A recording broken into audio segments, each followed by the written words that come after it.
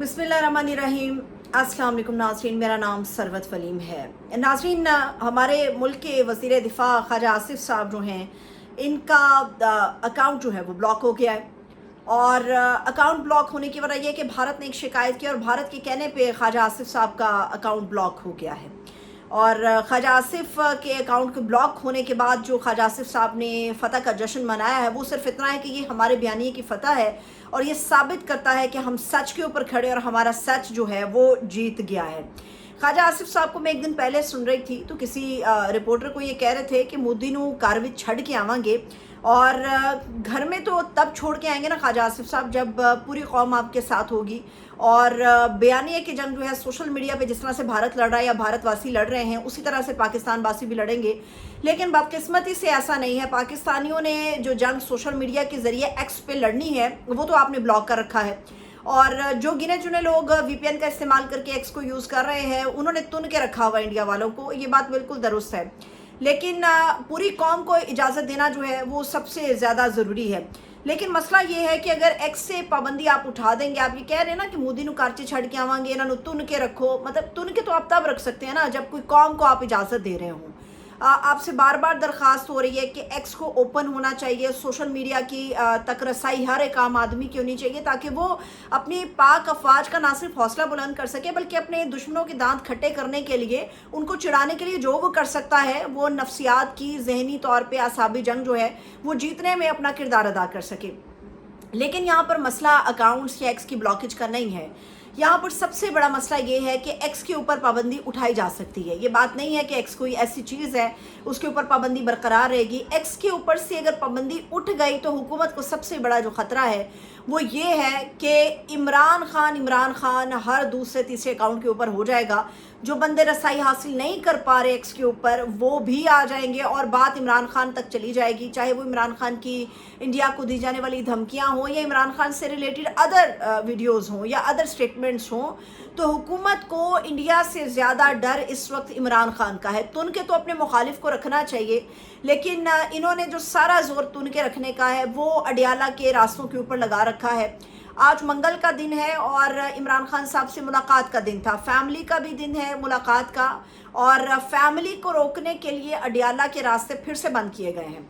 और इसमें जो रुकावटें हैं या सिक्योरिटी थ्रेट्स हैं उसमें सिर्फ वो वकला हजरात शामिल हैं जिन्होंने इमरान खान साहब तक सही और सच्ची बात पहुंचानी है।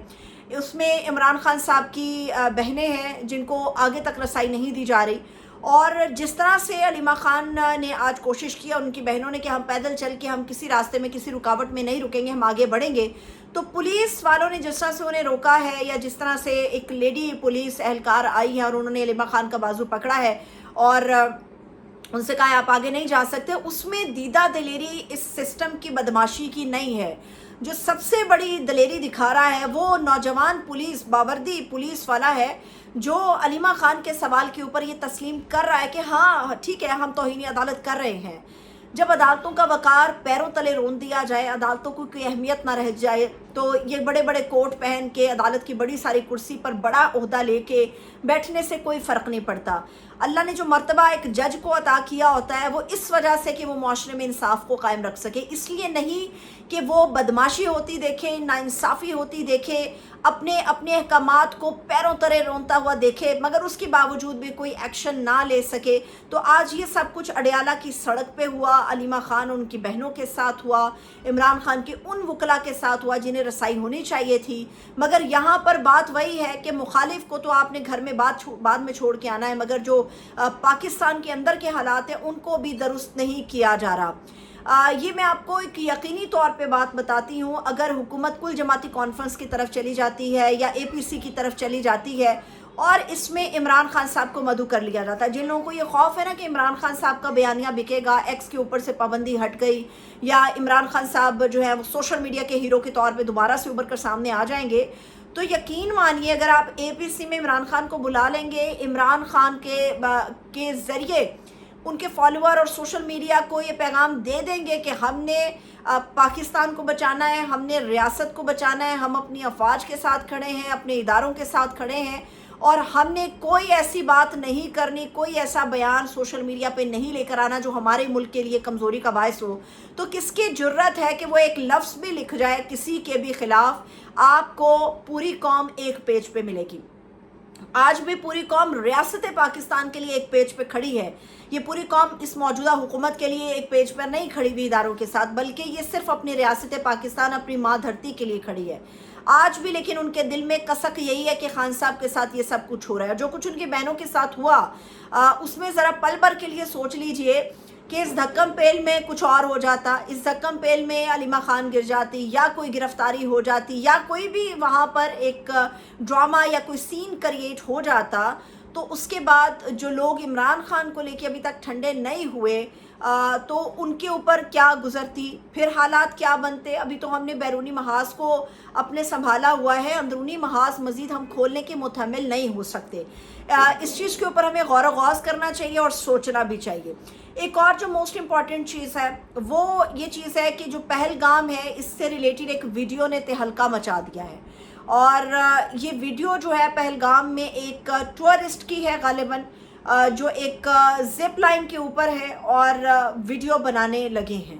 ابھی وہ زپ لائن سے روانہ نہیں ہوئے, ان کو بھیجنے والا جو شخص ہے وہ اللہ اکبر کے نعرے لگا رہا ہے کیونکہ اس کو پتہ ہے کہ فائرنگ ہو رہی ہے, مگر اس کے باوجود نہ تو اس ٹورسٹ کے چہرے پہ آپ کو پریشانی کے تاثرات مل رہے ہیں, نہ وہاں پر موجود کھڑے شخص کے چہرے پہ تاثرات ایسے ہیں, مگر اس پوری ویڈیو میں آپ کو اس جگہ پر جو جتنے بھی سیاح آئے ہوئے تھے وہ بھاگتے ہوئے آپ کو نظر آتے ہیں. نہ صرف آپ کو بھاگتے ہوئے نظر آتے ہیں بلکہ ان کو لگنے والی گولیاں اور گولیوں کے نتیجے میں وہ زمین پہ بھی گر رہے ہیں, وہ سب آپ کو نظر آ رہا ہے. یہ چیزیں ظاہر کرتی ہیں کہ کچھ نہ کچھ پری پلان تھا, اور پاکستان کے اگینسٹ اس کو اس لیے استعمال کیا جا رہا ہے کیونکہ بھارت کا جو ووٹ ہے وہ پاکستان مخالف نعرے پر آپ کی گود میں آ کے گرتا ہے. اور جو مودی سرکار ہے اس نے اب کی بار بھی یہی کیا, اور اس کے پیچھے کئی مقاصد تھے. بہار کا الیکشن ہے, سنتاس معاہدہ ہے, پانی کے ساتھ پاکستان کے ساتھ معاملات کو خراب کرنا ہے, ہمدردی کا ایک اور کارڈ استعمال کرنا ہے, اور پھر اس کے نتیجے میں عوام کی ہمدردیاں اور ووٹ لے کے بہار کے اندر کامیاب ہونا. یہ سب سے جو موسٹ امپورٹنٹ چیز ہے یہ ہمیں بظاہر نظر آتا ہے. ایک آخری بات وہ پاکستان کی سیاست سے متعلق ہے, وہ لاہور اور مریم نواز کی سیاست سے متعلق ہے.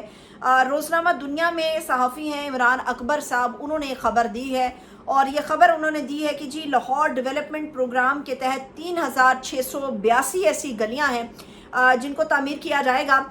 بڑی اچھی بات ہے کہ اگر آپ کی گلیاں نالیاں پکی ہوں, سڑکیں پکی ہوں اور کشادہ ہوں, بڑا اچھا لگتا ہے, صفائی ستھرائی ہو, بہترین کام ہے. لیکن یہ معاملہ یہ ہے کہ گلیوں میں ہر گلی کے اندر ایک تختی لگے گی, اور اس تختی کے اوپر نہ صرف میاں نواز شریف صاحب کی تصویر ہوگی بلکہ مریم نواز کی بھی تصویر ہوگی. بات یہی نہیں رکے گی بلکہ اس علاقے کے MNA یا MP کی تصویر بھی, اس کا معاملہ بھی جو ہے اسے ایک تختی کے اوپر درج کر کے عوام کو بتایا جائے گا, یہ احسان جتایا جائے گا. اس میں قباحت اتنی سی ہے کہ ہمارے اندر جو کانفیڈنس کی کمی اتنی ہو جاتی ہے, یا ہمیں مشہوری کی اتنی عادت ہو جاتی ہے, یا ہم سمجھتے ہیں کہ ہر جگہ پر ایک چھاپ لگا کے ہم مشہور ہو جائیں گے. ایسا نہیں ہوتا.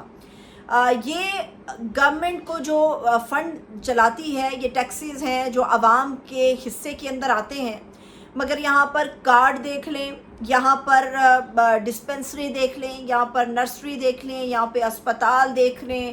ہمارے ہاں ذہنی طور پہ اتنے ہم پستی کا شکار ہیں کہ ہمیں گلیاں نالی, کوئی پہلے ہوا کرتا تھا کہ وہ مین ہول کے ڈھکن لگا کرتے تھے, تو اس وقت میجسٹریٹ کا دور ہوا کرتا تھا, تو مین ہول کے ڈھکنوں کے اوپر درج ہوتا تھا, اور اس میں بھی فیکٹری یا مل کا حصہ درج ہوتا تھا کہ جو فلانے کی چھاپ لگی ہے. ہمارے ہاں گٹروں سے لے کے گلیاں, گلیوں سے لے کے سڑکیں, سڑکوں سے لے کے پل, ہر جگہ پر ہمارے ہاں اخلاقی پستی اتنی ہے کہ اپنی تختی نہ لگی ہو تو دل پہ ٹھنڈ نہیں پڑتی.